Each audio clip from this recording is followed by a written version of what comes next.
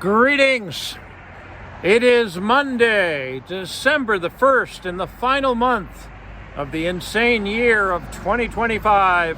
I'm Thomas Caldwell of the Aurelian Column on the road, and this is the Monday Morning Report. I'm in Appalachia right now. Holiday season, Thanksgiving season. I hope everybody had a happy Thanksgiving. Sadly, though, there were two families in West Virginia who didn't. They were the ones who had two young people in Washington, D.C., guarding the streets, apparently, who were shot and one was killed, one is fighting for his life. They came from West Virginia, a very rural Appalachian area where I'm currently reporting to you from. They were killed by an Afghan national who had come to the United States because he helped us in our war in that country, us being U.S. My. He drove all the way across the country. Apparently, something went wrong up here. Now, a lot of people are screaming this is a way of not letting people into the country and what have you. But let me tell you something. We've had this happen before. Last year in Fairfax, Virginia, outside of D.C., you had another person who helped us overseas in the military who lost it and was shot and killed by police. You see, when you take people from totally alien cultures and bring them into this one, it usually doesn't go well. They can't survive. They can't relate to us. If they can't keep a job, this is a very brutal country to be in. Most people can't relate to them, and they can't relate to others. Their communities are, well, it's not a good mix. This is a case against multiculturalism. And also, it's a case against foreign adventurism. We got plenty of that going on these days. Every time we go out and start shooting up or blowing up a country, we suddenly start taking in more people from that country. Where do you think all the Vietnamese came from in this country, eh? Now we're about to go to war with Venezuela. Well, we have a lot of Venezuelans, but guess what? It looks like the Trump administration this week is going to do something, and that something will be, what are they calling it now? Operation Southern Spear. Wow. Doesn't that sound impressive? It will result in Cuba losing most of its oil. Mexico has plenty of oil. When will they ever learn, as the song went back in the 60s? Well, how this goes, we're supposed to be hearing something over the next couple of days. There are many warships off the coast of Venezuela, 15,000 troops. Is Mr. Trump going to try to do a deal? Well, we'll end up having more spaces filled in Arlington National Cemetery and elsewhere, and more people who helped us in that future conflict, very near future conflict, who are going to come here, not get along, and more tragedies. You see, when you invade another country, usually the best people of that country are not going to be the ones to help you. Think about that. If the Chinese or Russians, for some bizarre reason, invaded North America, do you think the people helping them would be among the best that we can produce? Probably not. No. A lot of criminal activity at all levels of our country right now. Trump brought the military into Washington, D.C. because Washington, D.C. is dangerous.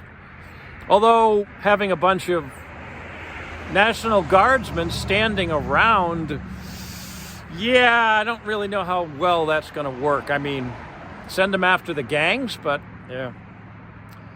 You got to have lived in D.C. to understand that place. Take it from someone who did. Now, one little thing, relatively speaking, that is giving me a little bit of hope is North Carolina, which just today has invoked Irina's Law. It's taken effect.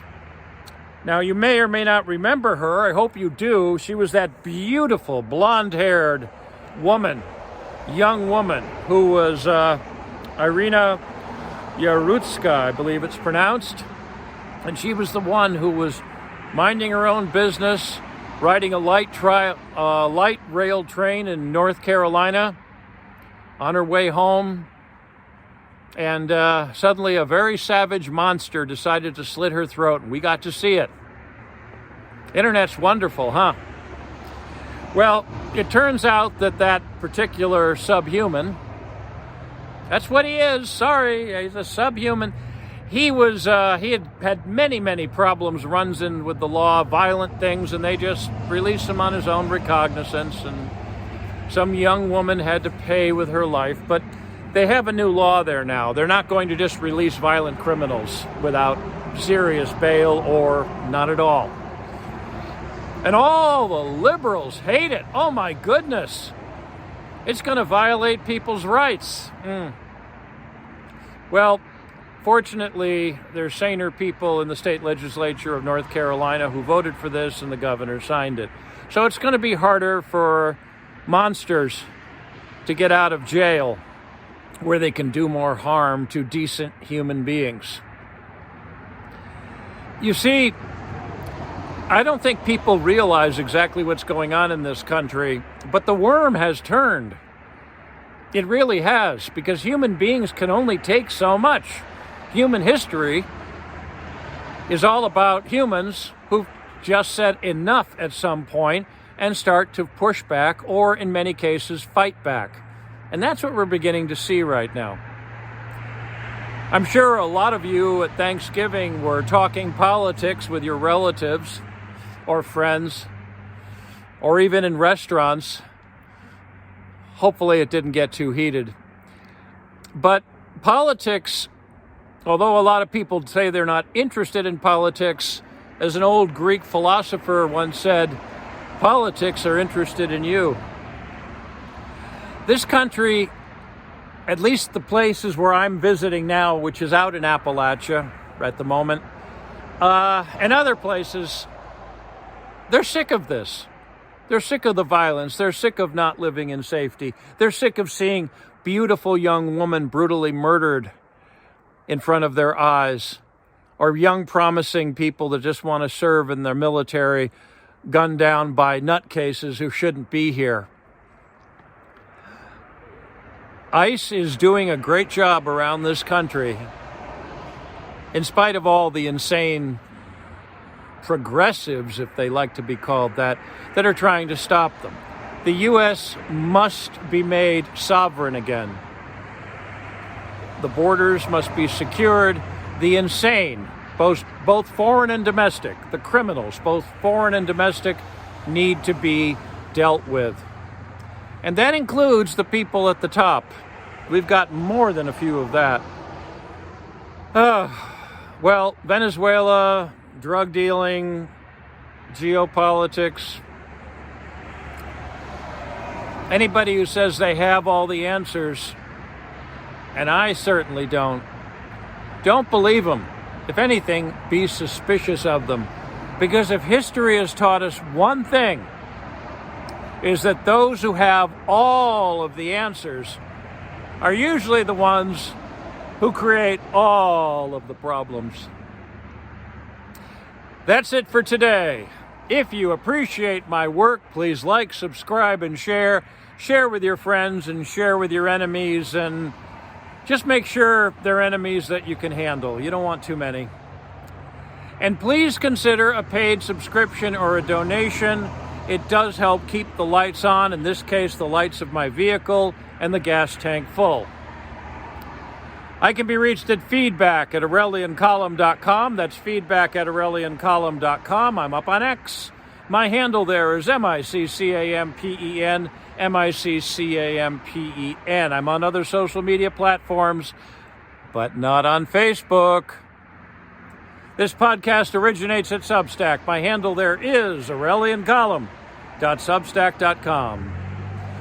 Until we meet again, be good, be safe, be vigilant, and remember, clown world, the deep state, and all filthy, violent, subhuman savages must be destroyed.